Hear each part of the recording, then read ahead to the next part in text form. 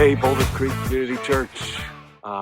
Hey, I got a Miller time for you today, but before I get into that, just want to remind you of a couple things that are coming up.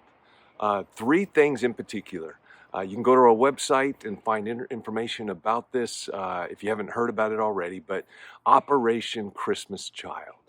Um, this is a wonderful ministry. It's easy, it's simple, it's not very costly. We would love for as many of you to be involved with this as possible. Now you can actually build a box for a kid somewhere in the world completely online. You don't even have to get out of your chair, but you can do it all online and have a box shipped to a little kid somewhere in a needy part of the world.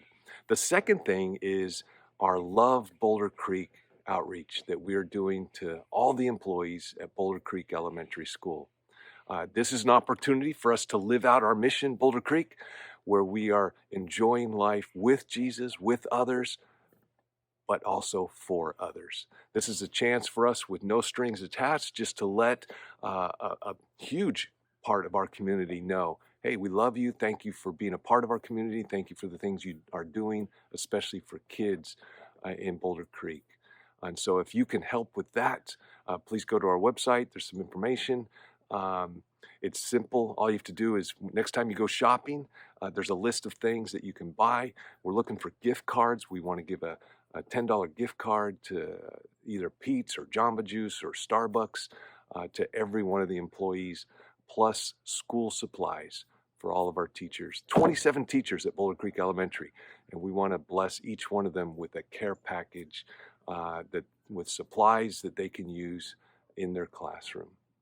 And then finally, Halloween, I don't know if you guys know this, Halloween has passed up Christmas as the most popular, profitable holiday in America. That's right, Halloween. And so here's my approach to that and what I think about that.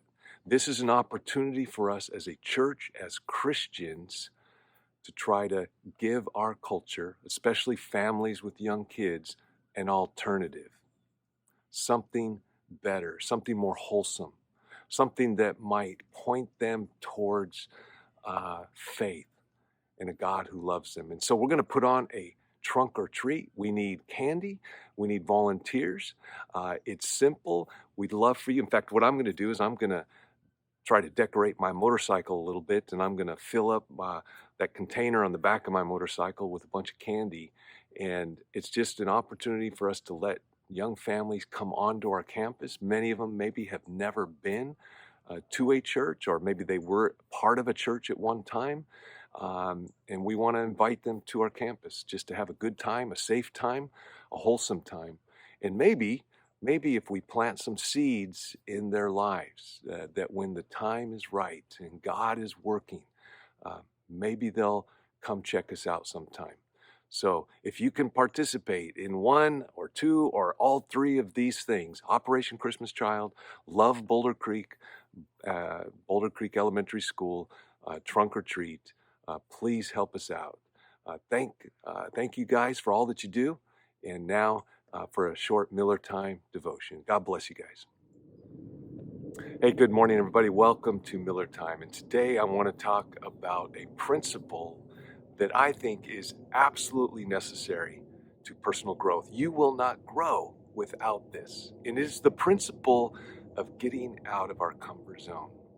See, when we get out of our comfort zone, we are stretched. We're uncomfortable. Sometimes it's painful, and sometimes it hurts. And anybody who's been an athlete, anybody who tries to exercise and work out for health reasons, knows this principle. Without a little pain, there is no gain. It's real popular right now to take these personal assessments, whether it be Myers-Briggs, the Enneagram, and those things can be wonderful. They can be very helpful in helping us understand who we are, how God wired us, how He made us. But part of the problem with those assessments, we got to be careful that we don't limit our growth because, well, I'm not made that way, or I don't have that gift, or that's not my personality. Let me give you a personal example. I'm a pretty strong introvert, have been my whole life. But back in the day, we didn't have those assessments, and I never thought about whether you're an introvert or extrovert. Well, I was influenced. I was influenced by some men in my life who were great role models, great mentors. Um, they emulated for me what it meant to follow Christ, to be a father, to be a husband, to be a man of God. And I'm so grateful for the influence that they had in my life. But I spent a lot of time beating myself up because I wasn't more like them. Every single one of those five men are very strong extroverts.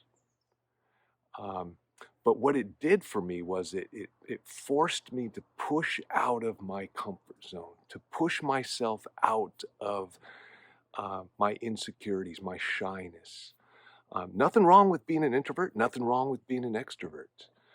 But I had to learn, and I accredit a lot of my growth personally, emotionally, spiritually to pushing myself outside of what was comfortable for me, what was easy for me.